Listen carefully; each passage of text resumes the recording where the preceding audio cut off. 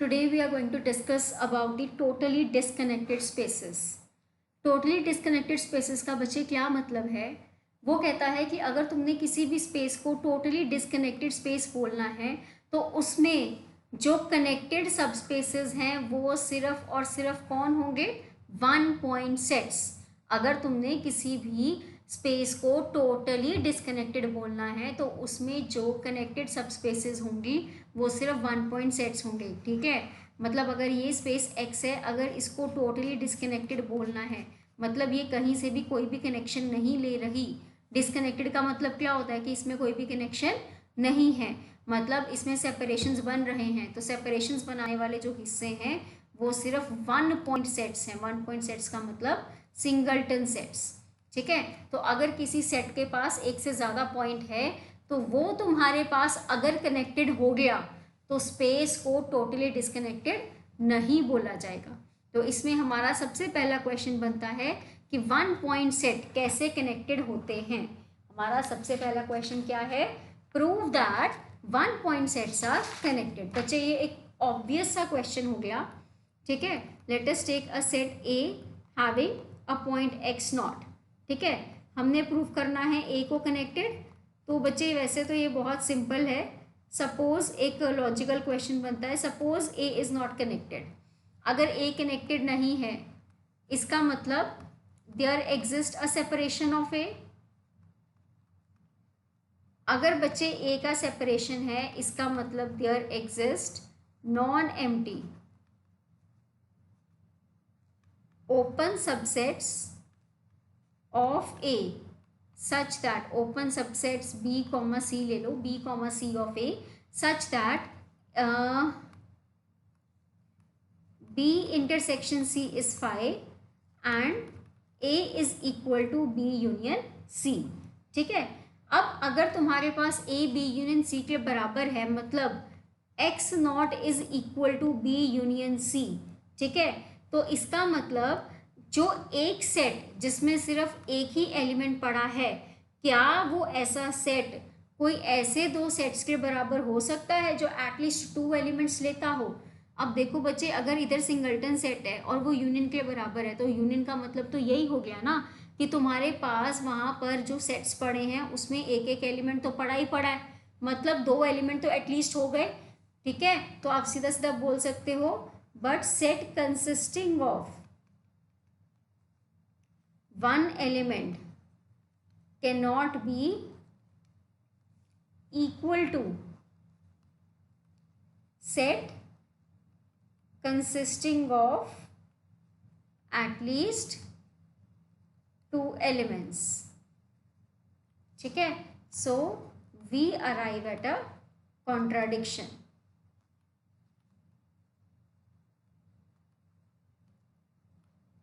Which implies that one point sets are connected. One point sets are connected. ये तुम्हारा पहला result proof.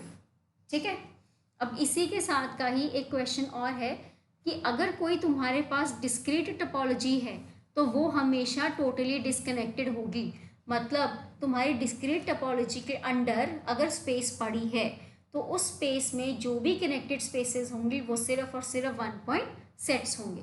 तो हम बच्चे इसको प्रूव करने के लिए एक ऐसा सबसेट ले लेते हैं जिसमें एक दो से ज़्यादा पॉइंट्स हैं, दो या दो से ज़्यादा. ठीक है, let A subset of X B such that A contains two और मोर पॉइंट्स. तो आपको ये प्रूव करना है कि जो ये ए तुमने लिया है ये ए डिस्कनेक्टेड है, मतलब ये कनेक्टेड नहीं है. दैट मीन्स अगर ए कनेक्टेड नहीं है तो ऐसा कोई भी सेट जिसमें दो या दो से ज़्यादा पॉइंट्स हैं वो कभी भी कनेक्टेड नहीं होगा. तो बचे कौन से पॉइंट्स? जिसमें सिर्फ एक पॉइंट पड़ा है. तो एक पॉइंट सेट हमने प्रूव कर दिया वो कनेक्टेड होता ही होता है. तो तुम्हारी इस डिस्क्रीट टोपोलॉजी के अंडर तुम्हारी स्पेस टोटली डिस्कनेक्टेड हो जाएगी. ठीक है, तो मैंने एक्स नॉट एक एलिमेंट ले लिया ए का. अब आपको इसका सेपरेशन देखना है तो मैंने एक सेट ले लिया एक्स नॉट और एक ले लिया जिसमें एक्स नॉट नहीं है, क्योंकि ऑब्वियसली ए में दो या दो से ज़्यादा पॉइंट्स तो हैं ही हैं. ठीक है, तो here X naught and A minus X naught both are non empty, right,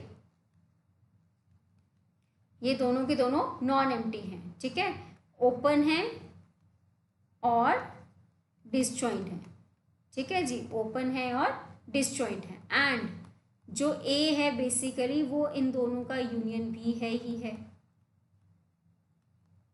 right, a is equal to x naught union a minus x naught, so this implies that x naught and a minus x naught forms the separation of a.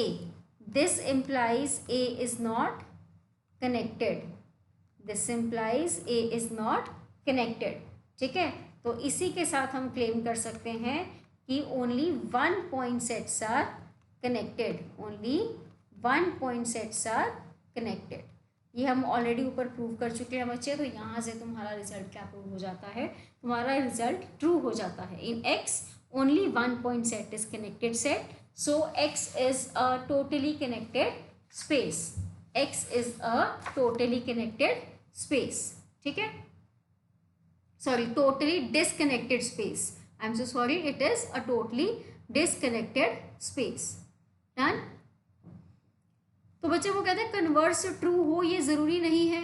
Converse का मतलब ये है कि अगर कोई totally disconnected space है तो ज़रूरी नहीं है कि उसके पास डिस्क्रीट टोपोलॉजी हो। हमने भी प्रूव करा है कि अगर किसी स्पेस के बाद डिस्क्रीट टोपोलॉजी है तो वो स्पेस पक्का टोटली डिसकनेक्टेड होगी।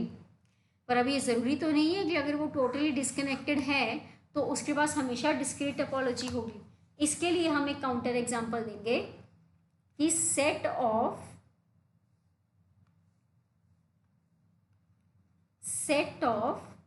रैशनल नंबर्स जिसके पास सबस्पेस टोपोलॉजी है, set of rational numbers with subspace topology is totally disconnected. मतलब रैशनल नंबर्स में भी अगर कोई कनेक्टेड स्पेसेस हैं तो वो सिंगलटन सेट्स हैं, ठीक है। आपको इसे क्या प्रूफ करना है, टोटली डिसकनेक्टेड। क्या प्रूफ करना है, टोटली डिसकनेक्टेड।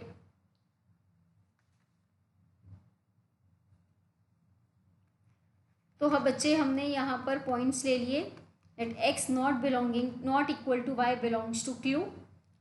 तो विदाउट लॉस ऑफ जनरलिटी क्योंकि ये रियल लाइन पढ़ रहे हैं, let us take x less than y। अगर x y से छोटा है तो पक्की बात है there exist an irrational number z such that x is less than z less than y। अब बच्चे तुमने इसको टोटली डिसकनेक्टेड करना था, तो टोटली डिसकनेक्टेड का मतलब होता है कि इसमें आपके पास जो वन पॉइंट सेट्स हैं सिर्फ वही कनेक्टेड होंगे। तो अगर मैं ये प्रूव कर दूं कि x के अंदर जितने भी सबसेट्स हैं वो डिसकनेक्टेड सबसेट्स हैं और वो आपस में डिसजॉइंट हैं, उनका यूनियन x ही बना रहा है, तो भी तुम्हारे पास ये स्पेस क्या हो जाएगी, टोटली डिसकनेक्टेड। मतलब अगर तुम ये कर दो प्रूव कि अगर तुम कोई अनइक्वल स्पेसेस अनइक्वल एलिमेंट्स ले रहे हो, then there exists disconnected subsets a b of x such that x a को बिलोंग कर रहा है, y b को बिलोंग कर रहा है, ठीक है, and a intersection b is phi, a union b is x, तो भी तुम्हारी स्पेस क्या हो जाएगी, टोटली डिसकनेक्टेड, ठीक है। ये क्लियर हो गया बच्चे। तो हम यहाँ पर क्या कह रहे हैं कि तुम्हारे पास x और y पड़ा था, उसके अंदर एक इररेशनल नंबर z आ गया, तो अब इस स्पेस को तुम दो पार्ट्स में ब्रेक कर सकते हो। One is minus infinity to z, other is z to infinity, ठीक है। तो let us take a as minus infinity to z intersection q, b as z to infinity intersection q। तो clearly बच्चे जो तुम्हारा x है वो a को बिलोंग कर रहा है, जो y है वो तुम्हारा b को बिलोंग कर रहा है। Also a and b are open in Q with relative topology, right. ये दोनों तुम्हारे रिलेटिव टोपोलॉजी के अकॉर्डिंग क्या है, ओपन है, ठीक है। और इनका यूनियन देखा जाए also A union B minus infinity to Z intersection Q union Z to infinity intersection Q. This is equal to बच्चे minus infinity to Z union Z to infinity intersection Q. This is equal to whole real line except Z intersection Q, that is Q. मतलब Q का तुम्हारे पास यहाँ पर क्या आ रहा है, separation. Like A intersection B भी अगर तुम देखो फाई आएगा. So this implies Q with relative topology is totally disconnected. और ये तुम्हारी discrete topology भी नहीं है. तो this proves your result for totally disconnected and your subspace topology. ठीक है बच्चे. So this is a little bit of overview of totally disconnected spaces. Now next we have the definition of linear continuum. Linear continuum. Linear continuum क्या कहता है कि एक simply ordered set L जिसके पास एक से ज़्यादा एलिमेंट्स हैं, एक सिंपली ऑर्डर्ड सेट जिसके पास एक से ज़्यादा एलिमेंट्स हैं, उसको तुम लीनियर कॉन्टिनम कब बोलोगे? पहली बात, उसके पास एक LUB प्रॉपर्टी हो. दूसरी बात, अगर कोई भी दो पॉइंट्स तुम L में लो जो कि तुम्हारे पास रिलेटेड हैं, तो उन दोनों के बीच में एक Z पॉइंट ज़रूर एग्जिस्ट करना चाहिए.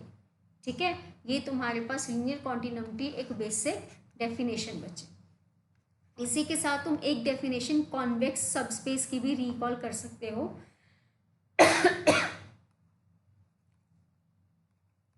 अ subspace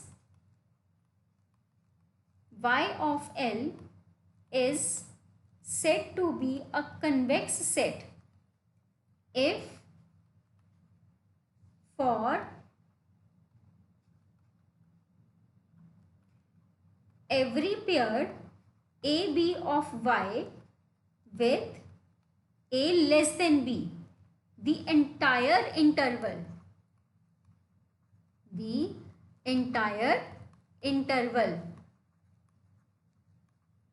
AB of points of L lies within Y. है तो बच्चे वही चीज़ ही है कि तुम्हारे पास अगर तुमने किसी को कन्वेक्स बोलना है सेट को, तो उसके अंदर दो पॉइंट्स लो और उसका हर तरह का लीनियर कॉम्बिनेशन उसी में लाई करना चाहिए.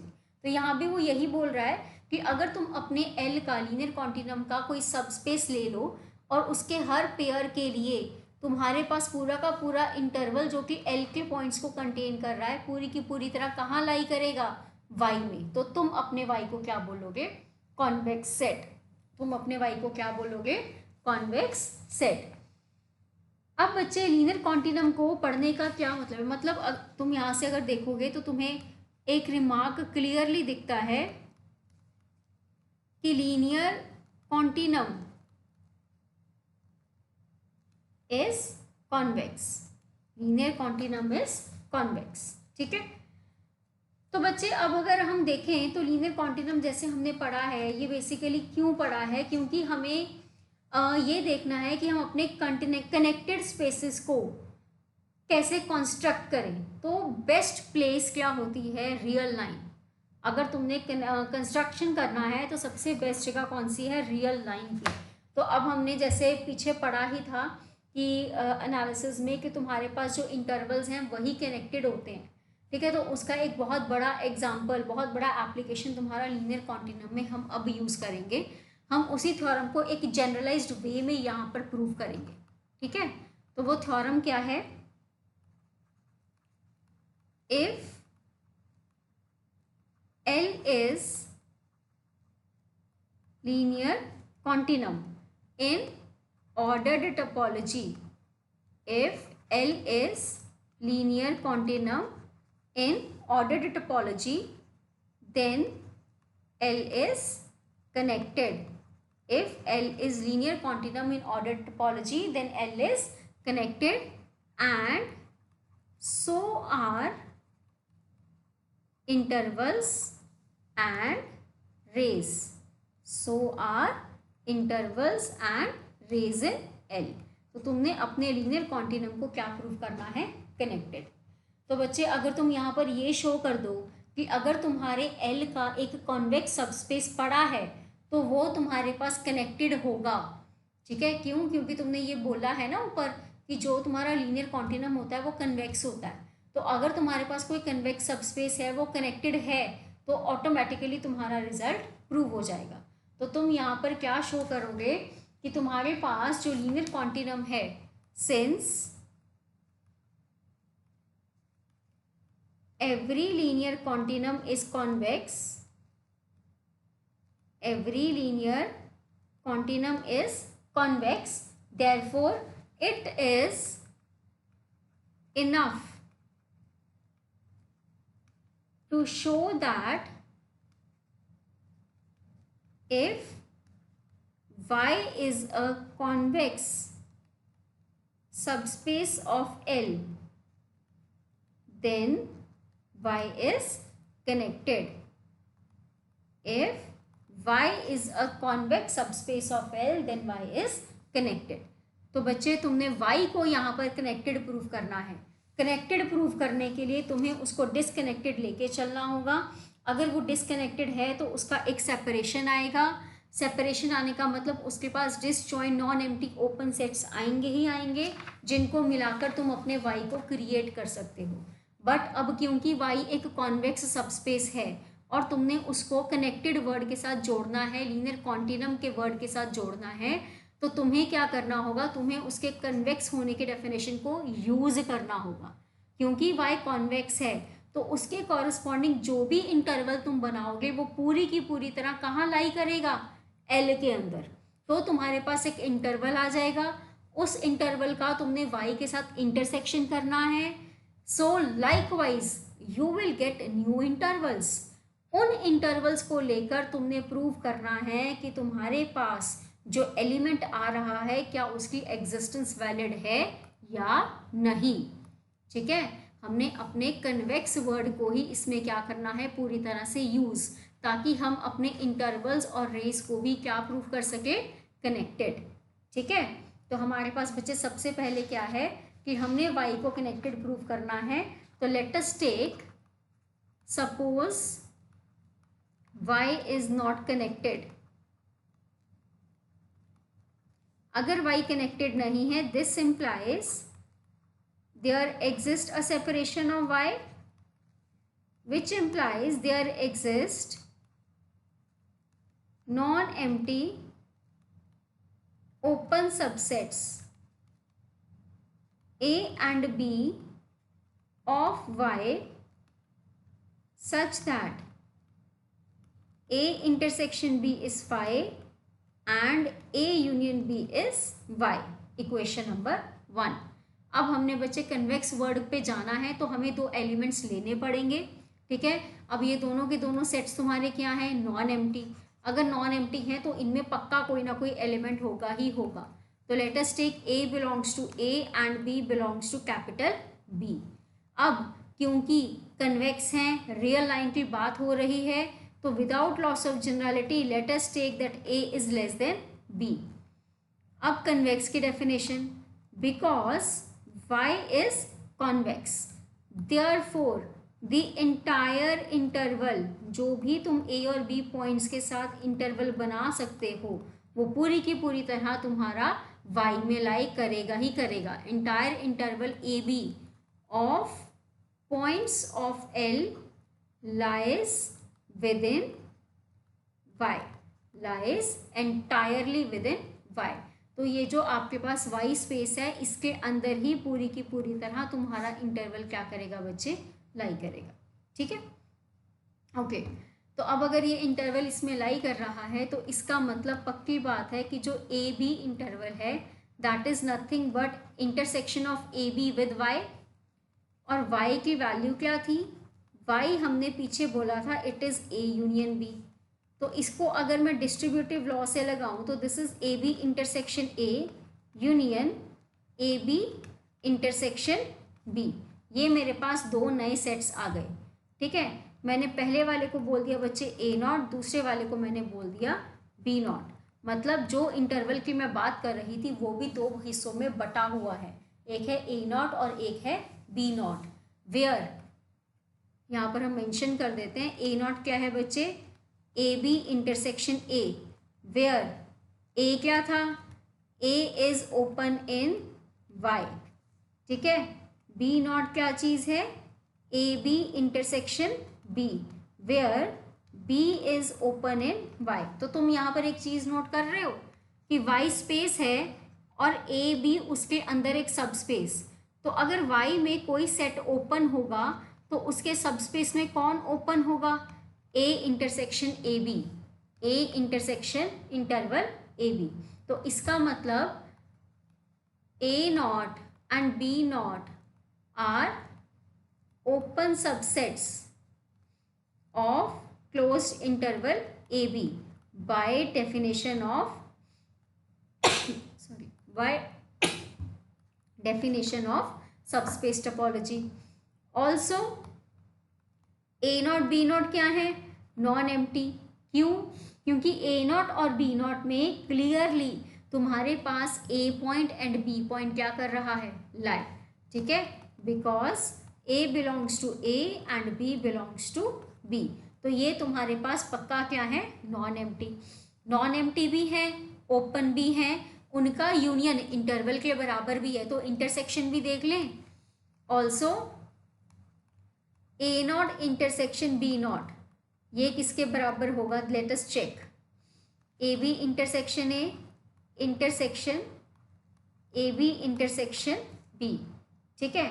तो this is equal to close interval A B intersection A intersection B and A intersection B is 5, so this is equal to 5. So this implies A naught and B naught forms the separation of interval AB. This implies A naught B naught forms the separation of interval AB.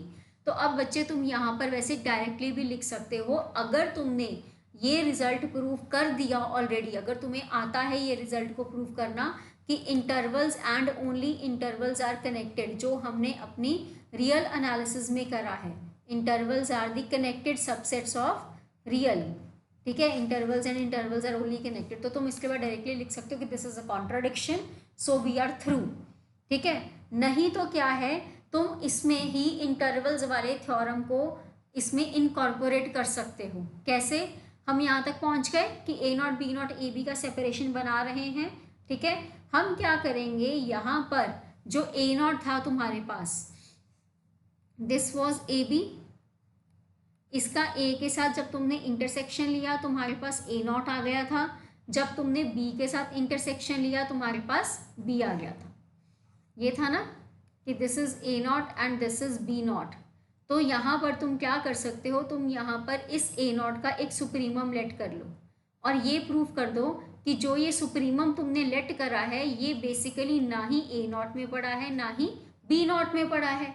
अगर तुम्हारा ये supremum A not में भी नहीं है B not में भी नहीं है तो तुम्हारे इस इंटरवल का यूनियन ए नॉट और बी नॉट नहीं हो सकता, ठीक है। तो हम यहाँ पर क्या कहेंगे, let C equal to supremum of A naught. We shall show that C neither belongs to A naught nor belongs to B naught, ठीक है, which will contradict the fact that interval AB is equal to A naught union B naught, ठीक है बच्चे। तो यहाँ पर ये चीज़ हमारे पास प्रूव हो जाएगी। दोबारा देख लो बच्चे, ये तुम्हारे पास ए एंड बी था, ठीक है, एक हिस्से को हमने बोला था ए नॉट और एक हिस्से को हमने बोला था बी नॉट, पर यहाँ पर ये डिसजॉइंट हैं कि ये दोनों आपस में इंटरसेक्ट नहीं करते, पर इनका यूनियन ए भी बन रहा था, ठीक है, ए बी इंटरवल। तो अगर मैंने इस ए नॉट सेट का एक सुप्रीमम लेट कर लिया और वो सुप्रीमम ना ही ए नॉट में है ना ही बी नॉट में है, बट वो ए और बी के बीच में लाई कर रहा है, तो तुम्हारी जो तुमने रिजल्ट बनाया है वो क्या हो जाएगा, डिसप्रूव। तो केस नंबर 1 हम लोग पहले प्रूव करने की कोशिश करेंगे कि जो सी है वो बी नॉट को बिलोंग नहीं कर रहा। तो सपोज कर लो कि जो सी है वो बी नॉट को बिलोंग कर रहा है, ठीक है। अगर सी बी नॉट को बिलोंग कर रहा है तो वो यहाँ कहीं पे पड़ा हो सकता है, पर जो सी है वो ए के बराबर कभी भी नहीं होगा, ठीक है। अगर सी बी नॉट में पड़ा है तो सी कभी भी ए के बराबर नहीं होगा। क्यों? क्योंकि ए नॉट और बी नॉट का इंटरसेक्शन फाई है, ए नॉट और बी नॉट का इंटरसेक्शन फाई है, और जो ए एलिमेंट है वो बेसिकली ए नॉट का है। तो सी ए के बराबर तो कभी होगा नहीं। अगर सी ए के बराबर नहीं है तो सी या तो बी के बराबर है या सी बी से छोटा है, ठीक है। तो या तो सी ए के बराबर है बच्चे या सी बी से छोटा है, ये दोनों केसेस होंगे।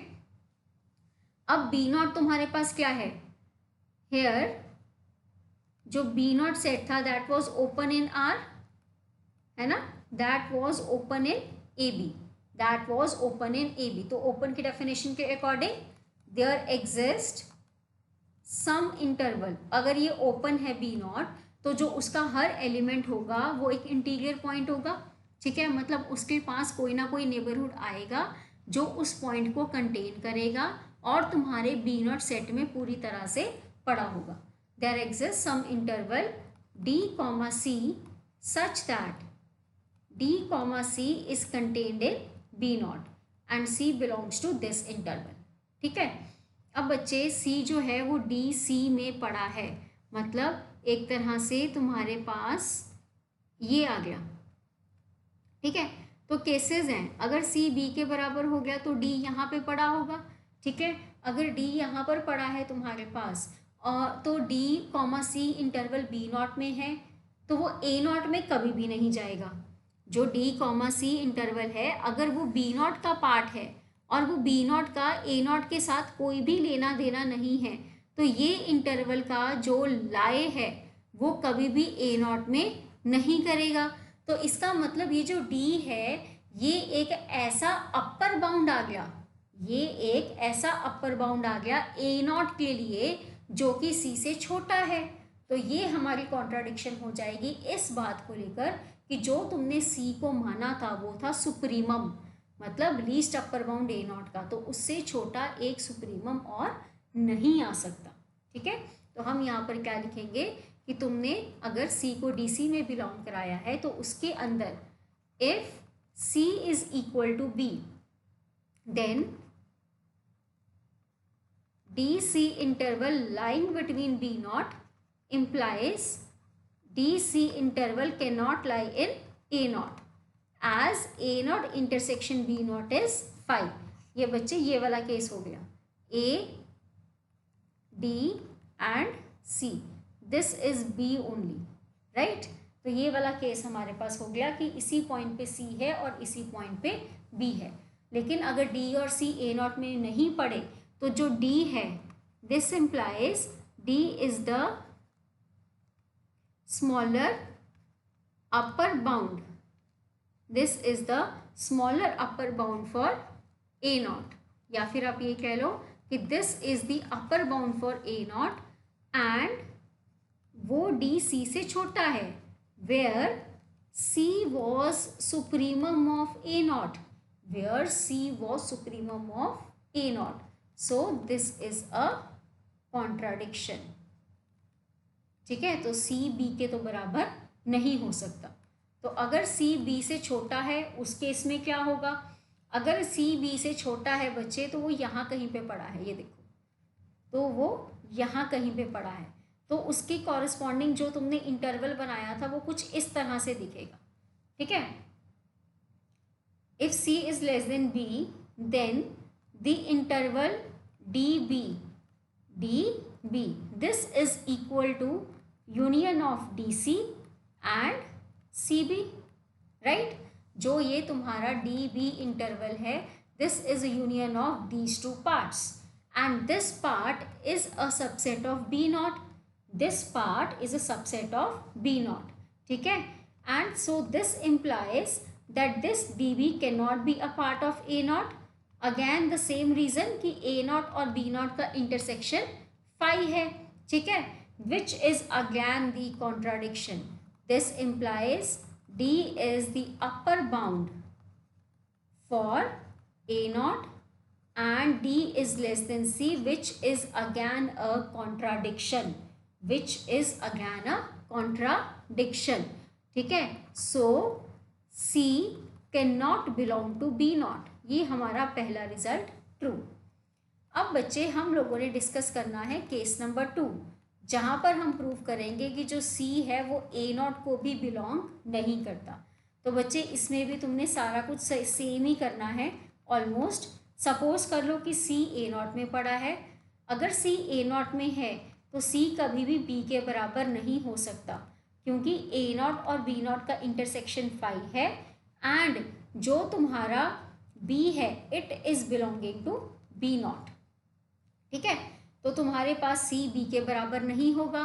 अगर C B के बराबर नहीं है तो या तो C A के बराबर है या C A से बड़ा है या फिर C A से बड़ा है. ठीक है, तो बच्चे इसमें भी सेम चीज़ है कि तुम्हारे पास A naught ओपन है. ठीक है, अगर A naught is open, same चीज़ कर लेते हैं बच्चे. Here A naught is open. अगर A naught ओपन है and C belongs to A naught, therefore there exists an interval DE such that C उस इंटरवल को बिलोंग करेगा और वो इंटरवल पूरी तरह से A naught के अंदर कंटेन्ड होगा. ठीक है, वो इंटरवल पूरी तरह से A naught के अंदर कंटेन्ड होगा. अब तुम उसी इंटरवल को इस तरह से भी मार्क कर सकते हो बच्चे. This is A, this is C and this is B. तुमने बोला कि अगर तुम्हारे पास वो ओपन सेट है A naught और C उस A naught को बिलोंग कर रहा है तो एक इंटरवल DE आएगा जो कि C को कंटेन करेगा और A naught में पूरी तरह से पड़ा होगा. ठीक है, तो बच्चे DE इंटरवल जो है वो तुम्हारे DCE को भी क्या करेगा, कंटेन करेगा. ठीक है, DE इंटरवल किसको कंटेन कर रहा है, CE इंटरवल को. हेयर तुम चाहे सीधा भी लिख सकते हो, चाहे तुम DE का इंटरवल बनाकर लिख लो, एक ही बात है. दोबारा सुनो, जैसे हमने पीछे करा था सीधा सीधा कि this is A, this is C, this is B. तो अगर ये तुम्हारे पास ओपन है and C belongs to A naught तो you are getting an interval CE. ठीक है, ये तुम्हारे पास इंटरवल आएगा जिसको C बिलोंग करेगा और वो इंटरवल पूरी की पूरी तरह तुम्हारे A naught में पड़ा होगा. ठीक है, तुम इसको सीधी तरह भी लिख सकते हो. Let us not go into the details like that will confuse you all. तो C, E such that C belongs to this interval and CE is contained in A naught. ठीक है, तो ये तुम्हारे पास बच्चे पहला रिजल्ट आ गया.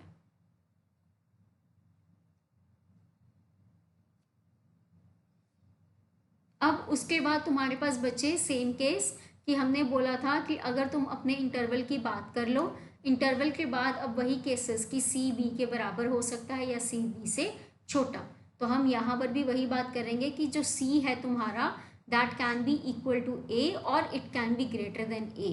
ठीक है,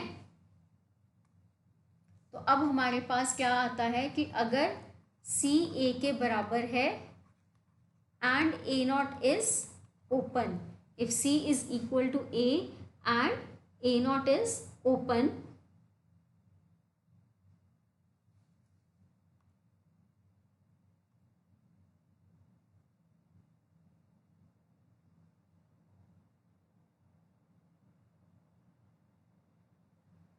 आप यहाँ पर इसको सीधा ही कर लो.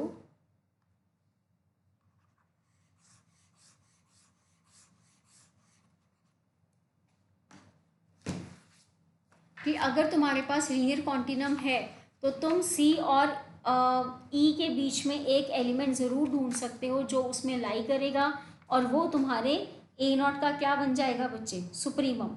यहाँ पर तो तुम डायरेक्टली अपने C और E के बीच में एक एलिमेंट को लेकर आ सकते हो. Let me show you.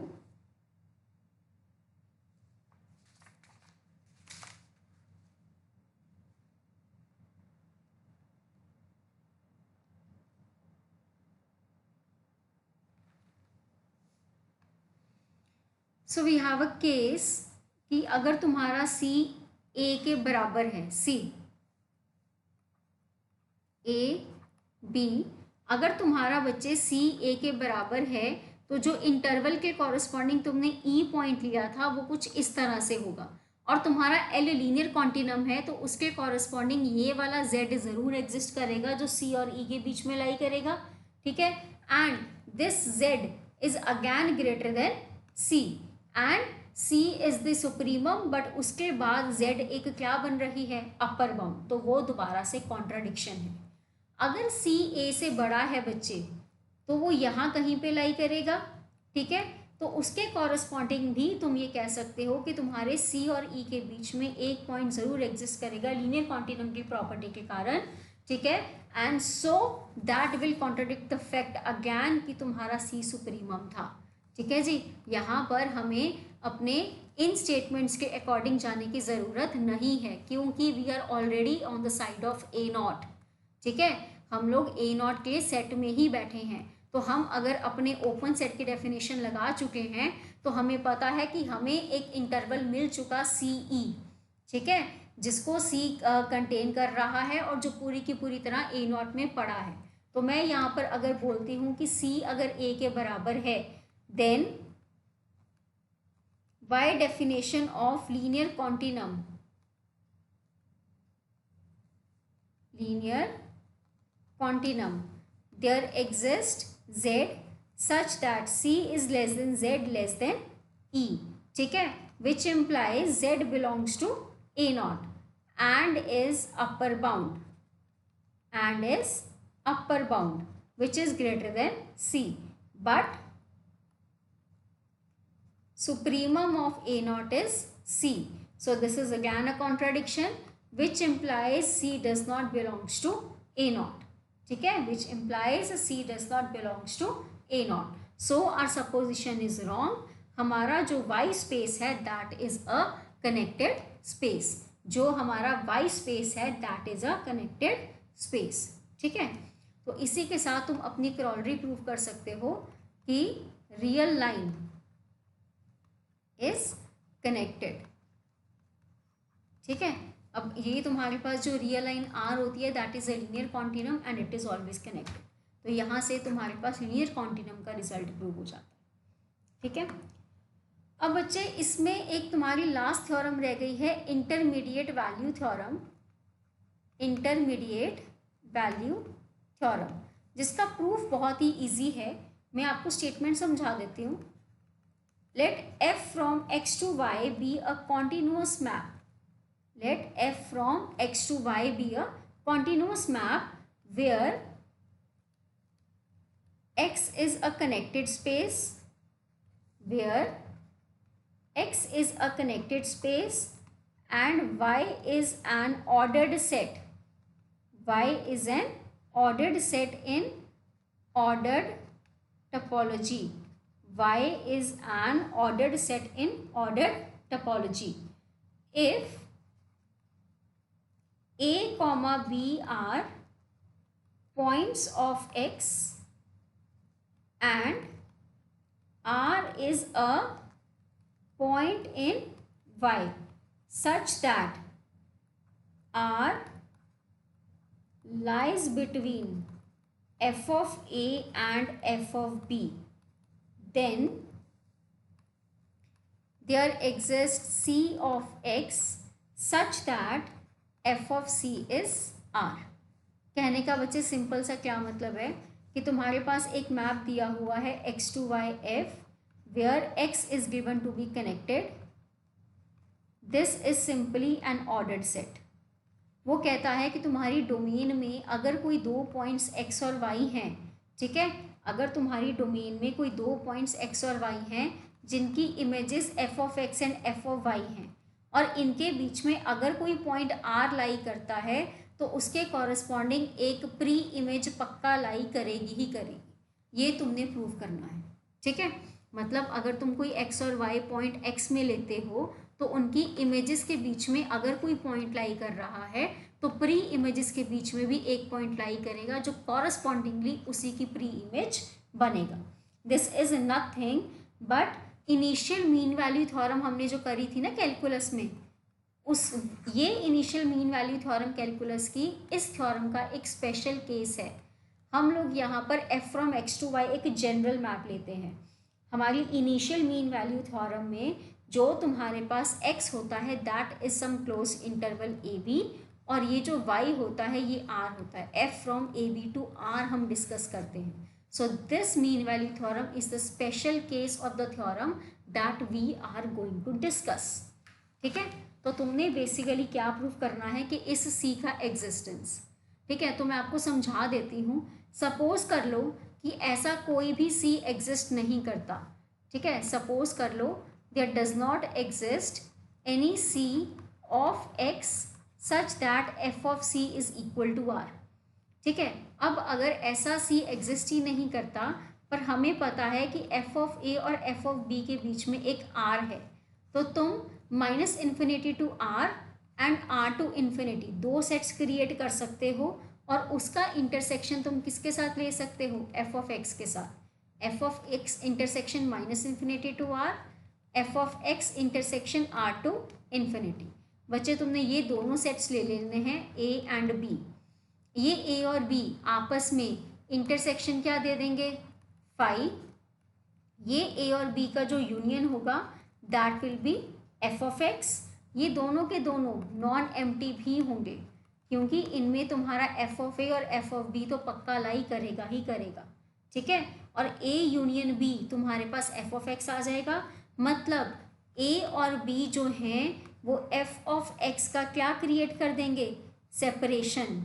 मतलब F of x is not connected. ठीक है, अब अपनी स्टेटमेंट पे आ जाओ। स्टेटमेंट कहती है कि जो ये एक्स है ये कनेक्टेड है, ये जो मैप है ये कॉन्टिन्यूअस है, तो image of a connected set under a continuous map must be connected. तो जो इसका यहाँ पर इमेज है वो कनेक्टेड आना चाहिए था, तो this will be a contradiction. अगर ये कॉन्ट्राडिक्शन है तो तुम्हारा सपोजिशन गलत हो गया। मतलब ऐसे का सी पक्का एग्जिस्ट करना चाहिए, ऐसे सी पक्का एग्जिस्ट करना चाहिए। ठीक है, so our supposition is wrong, so there exists some c of x which becomes the pre-image of your r. ठीक है, so this completes your the chapter connectedness। बच्चे इसमें और questions बहुत हैं तुम्हारे करने वाले, इस चैप्टर को थॉरली एक बार रिवाइज कर लो। This chapter is easy and scoring also, छोटे छोटे कॉन्सेप्ट्स हैं, आगे जाके तुम्हारी हेल्प होगी। ठीक है, इसको सारे क्वेश्चंस को अच्छे से कर लेना, और अगर कोई भी प्रॉब्लम होगी then you can ask me any time. Okay, thank you.